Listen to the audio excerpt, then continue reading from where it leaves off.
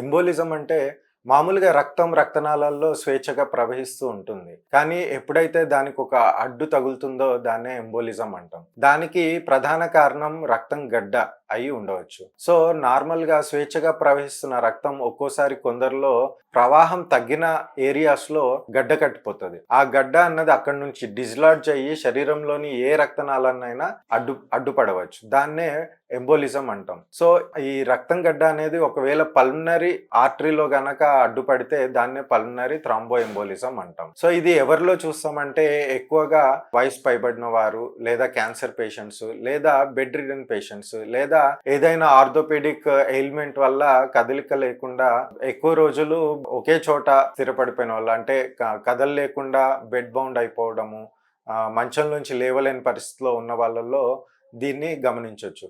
ఒక్కోసారి long flight journeys, అంటే ఇక్కడ నుంచి అమెరికా వెళ్తున్నప్పుడు direct flight almost around 18-20 hours ఒకే చోట కూర్చొని ఉండిపోతారు. అలాంటప్పుడు కూడా పల్మనరీ ఎంబోలిజం, అంటే ఈ కాఫ్ మజిల్స్ లో చాలా మట్టుకు కాఫ్ మజిల్స్ లో ఉన్న రక్తనాళాల్లో రక్తం గడ్డ కడుతుంది. అది అక్కడి నుంచి డిస్లాడ్జ్ అయ్యి పల్మనరీ ఆర్టరీలో లాడ్జ్ అవుతుంది.